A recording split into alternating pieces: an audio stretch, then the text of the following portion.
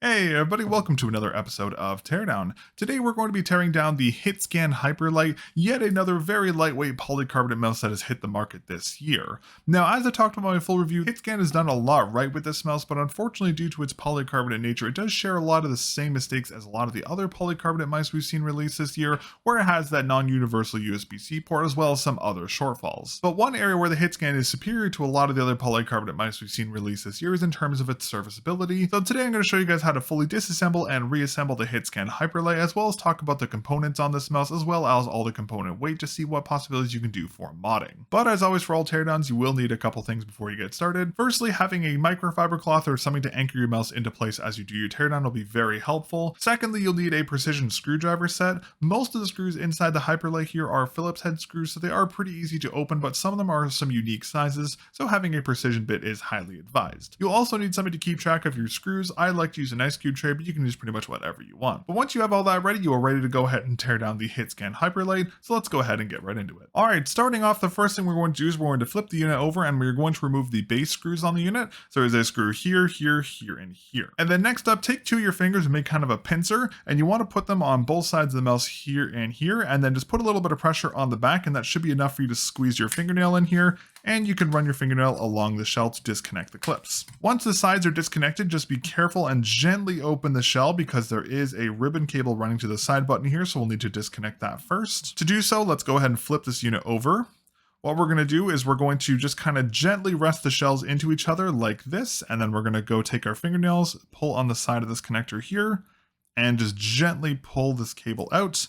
And there we go. And then once that's done, you can go ahead and separate the two shells here. Now, interestingly enough, you may notice here that this mouse did have the same clip connector towards the back of the shell that the Sora V2 had, but this clip connector is much easier to remove, but somehow I broke it when I just ran my fingernail across it, so it is what it is. But just keep in mind the back of the mouse may be a little tricky to get off because you may have to get your fingernail really in there to get off that clip connector. Again, mine just like snapped with like basically zero pressure put on it, so I don't think it's going to hold it in too strongly, but just keep in mind about this. So with that out of the way, let's go ahead and put the base off to the side for now, and let's focus on the top shell first. So firstly, let's go ahead and remove our side buttons. We'll go ahead and remove a screw from here and a screw from here. And then once those screws are out, you should be able to pick out the side button PCB. It should literally just fall off just like that. And there you have your side button PCB. Next up, we can also remove our side buttons here, which is going to be pretty easy to do as they're very loosely installed. All you do for this is just put your fingers on the side of the shell here, and all you want to do is literally just pull out from the side here, and the side buttons will pop right off of their holdings, and the side buttons will pop off just like this. Next up, we can also go ahead and remove the main clicks. Now, the anchoring structure here is very similar to the ones we saw in the Sora V2, so it's going to be pretty easy to remove these, which is great to see. First off, we're going to remove a screw from here and a screw from here, and then next up, what you want to do is you just want to take your fingernail and go under here and just pull gently up, and the clicks will shoot out of the shell very, very easily. But with the main clicks out, that's everything for the top shell here. Again, a very easy disassembly process as expected. We'll put this off to the side for now, and let's talk about the base next. So for the base here, the first thing we're going to do is we're going to remove this JST connector here for the battery, which is very easy to do. All you do is grab the sides with your finger and pull off.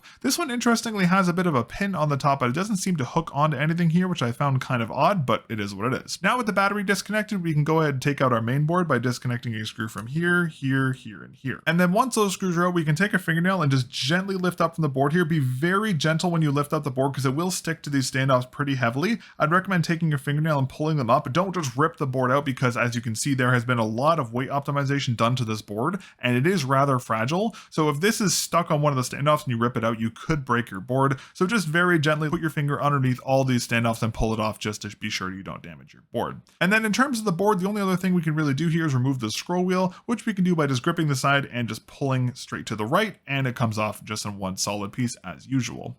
I'll put the main board off to the side for now. Another note to make here is that this bottom slider button here for the power will most likely fall out when you take the main board out and flip the unit over. Don't worry about this, just put it off to the side and I'll show you how to put it back on after. Now in regards to the battery here, this is a 250 milliamp hour battery, just like the batteries you saw in the Sora V2 and the Prime PM1. Now you can remove it as it's just on a little adhesive pad here, but I don't have a proper pry bar to remove it, and I'm not about to stick a screwdriver into there and burst the battery myself. So it is removable. It's not necessarily upgradable. I guess you could try and put a bigger battery in here if you want. wanted to, but I would just make the mouse heavier. But again, it is replaceable, which is at least nice to see, just a little tricky to get out. But with that out of the way, that is everything for the disassembly process here. So let's go ahead and talk about the main board specs next. Now, in terms of the side button PCB here, we have those TGC brown blue dot switches. They are 2-pin switches, interestingly enough. Again, a very unique switch choice. I'm seeing a lot of brands start to experiment with new switches lately, like WiseOwl did with the side buttons on the OGM Pro V2, and feel very close to how the Wano black shell white dot switches feel, so that's really nice to see, and they do have pretty good durability on them, which is another great attention to detail. So props to Hitscan for the unique switch choice here. This is really cool to see. In terms of the main board itself, we have our Pixar 3395 main sensor here, we have our Nordic 52840 MCU here, we have the Omron switches for the main clicks here and here, we have our Kale pillar switch for the middle click switch, and here we have our TTC 9mm encoder here for the scroll wheel as well.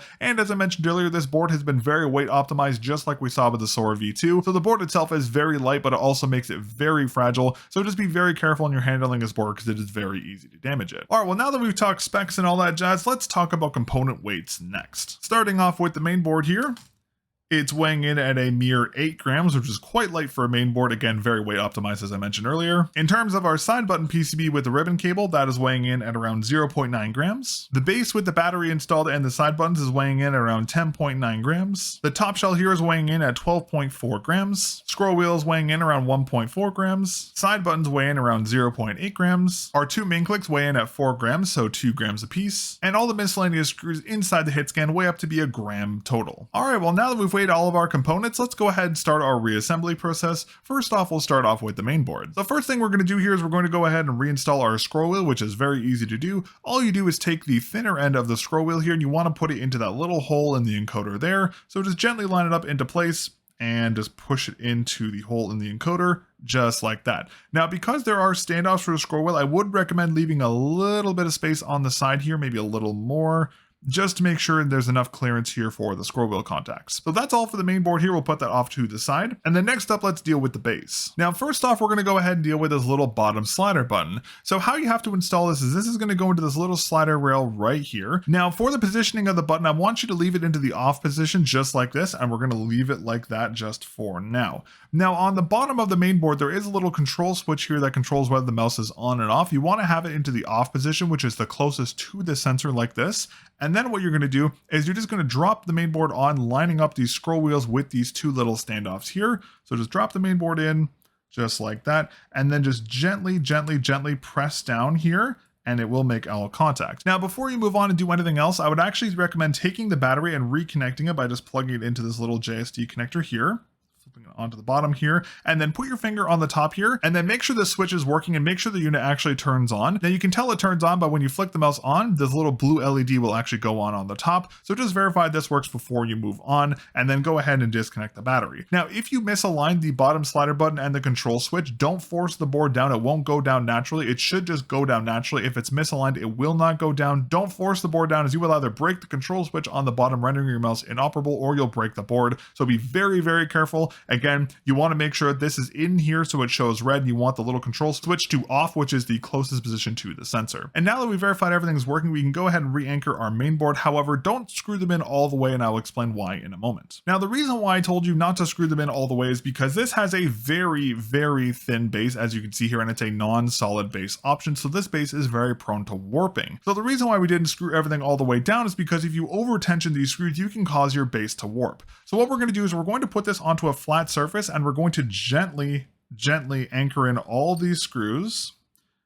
Just screw until you feel a little bit of resistance. Make sure you screw these in kind of alternating like you would if you're changing a car tire. And then once all of them are snug, just take a finger and press on the sides of the shell and make sure the base is still sitting flat. If you over tension any of the screws, specifically the ones up here, you can actually cause the base to sit unevenly, and it will actually creak a little bit if you move it around. So make sure you sit on a flat surface and just gently tension all these. Again, don't over tighten them, just screw them in until you feel a little bit of resistance from the screw, and you can stop.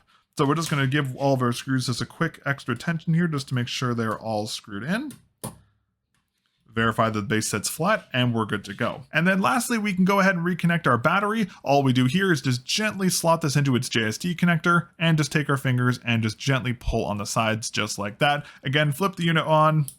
Make sure the LED turns on just to make sure the unit is still actually functioning, and we're good to go. So that is everything for the base here of the Hyperlight. Overall, pretty easy to do, nothing too crazy here. We'll go ahead and put this off to the side for now, and let's go ahead and talk about the top shell next. All right, so the first thing we're going to do here on the top shell is we're going to go ahead and re-anchor our main clicks. So to do this, what we're going to do is see that kind of hollow point here on the stabilizer here. This hollow point has to go over this tiny little piece right here. So how we're going to get this in is we're going to put the click in from the bottom, and once you get it roughly in, you want to roughly line it up at the top here. You can also use this little stabilizer as a lining up point, and you want to click it over just like that, and that should line the clicks roughly up with their spots, and you can just take your thumb and press them down. We'll do the exact same thing with the second click here. So in through the bottom, up, line it up at the top, click it into place, and just put your thumb on top and press them into place like that. Now, before we anchor in our main screws, there are two important things to note. Number one, because this is a very light installation here for the clicks and they pop out very easily, if you screw them in like this, you can actually cause the clicks to pop off of their tensioning point. So it's very important that you put a lot of pressure on these to make sure they're anchored properly.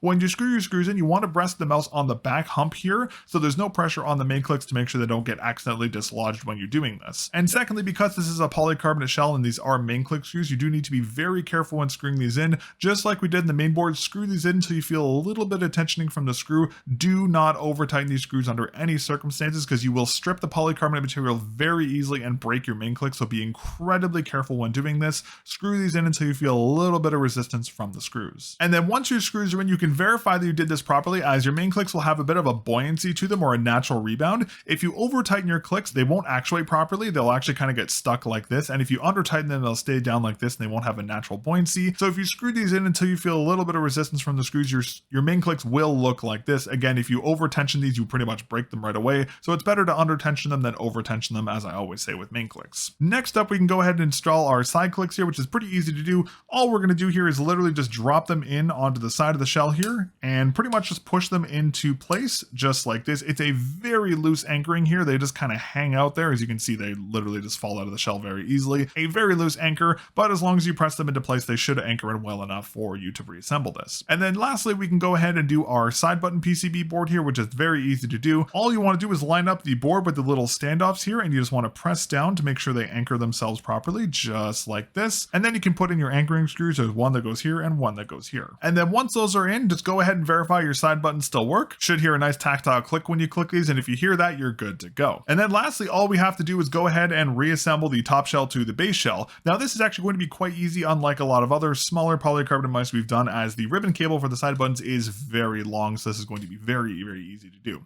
So firstly, what we're going to do is we're going to go ahead and put the cable off to the side like this, and we're going to kind of rest the shells on top of each other roughly like this. Then we're going to go ahead and we're going to take two of our fingers and we're going to open the sides of this little bridge connector just like that. And what you want to do is you want to take the blue end of this connector and you want to slot it into that little slot in the middle of the board. I'll do my best to show you. Just like that. And then once that's done, you want to gently take the sides of the cable, press it in until it won't go down anymore. You want to make sure it's even with the rest of the PCB, so you want it to be sitting roughly like that. And then once that's done, you can take two of your fingernails and just gently press down just like that to reconnect your main clicks. It can be a little finicky, just kind of balancing the shells in the air, but that's the easiest way to do it. Now, before we put the shells together, a really quick check to do here is just to make sure that all the side buttons are still functioning. So check your side buttons, release the shells apart, and just kind of press the main clicks, make sure they're still functioning, make sure your scroll wheel works, make sure your scroll wheel click works, and just test the sensor to make sure everything is working okay. The main board is pretty easy to reassemble. I doubt you're going to have any issues with that. The only issue area you may have is the side buttons here. The only issue area you may have is the side buttons here, which if you do have any problems, just reseat this cable and that should fix your issue. But once you've verified everything is functional on the mouse here, we can go ahead and put the shells over. We'll turn the mouse off like this. And then to put the shells together, all we're going to do is roughly line the shells up as best as we can, just kind of like this. And then we're just going to press on the sides like that. We're going to press on the back, and that will re-anchor the top and bottom shells in. You can just run your thumb along the sides of the mouse to make sure everything made proper contact. The primary anchoring points are here and here. If your back clip is intact, it will be here as well, but since mine is broken, there isn't any clip here, but just keep that in mind. Just run your thumb along the sides of the mouse to make sure everything is anchored, and then you can go ahead and put back in all of your anchoring screws for the base. And then once your base screws are in, just again verify that the top and bottom shells made proper contact, and that is everything. You've successfully disassembled and reassembled the Hitscan Hyperlight. Overall, as I mentioned at the top of this video, a very serviceable mouse, much more serviceable than a lot of the other polycarbonate mice we've seen released this year, which is awesome to see. I'm not the biggest fan of the back clip here, but at least it was easier to detach than it was in the Sora V2 and this Prime PM1, which is great to see. But overall, surprisingly, it's a very serviceable mouse considering this is Hitscan's first mouse. Normally people's first mice are a little harder to work on than expected, kind of like what we saw with this Prime PM1, but this one's very easy to work on, which is great to see. But with that, that's going to be everything for today's episode of Teardown. Thank you very much for watching. I greatly appreciate it. Thank you again to Hitscan for sending this mouse over for me to take a look at. I greatly appreciate it. Thank you very much to all of our channel members, Yuki89 Prince, It Was Luck, Lunaris, Mark World, and everyone else for your support here on the channel. Our channel members make the videos here on the channel possible, so thank you very much for your support. If you'd like to become a member and support what I do here with the Teardown project and the in-depth reviews, you can become a member here on YouTube for only $2 Canadian a month. It is one of the best ways to directly support the channel, so thank you very much in advance for your support. You can also help support the channel by using code MELON with a 0 over at Lethal Gaming Gear, Potent Gaming Gear, TJ Exclusives, Mech Keys, and a couple other retailers to save yourself a little bit off your orders and help directly support the channel. But that's everything for today. Thank you very much again for watching my teardown of the Hitscan Hyperlight, and I'll catch you all in the next episode of the Melon Review.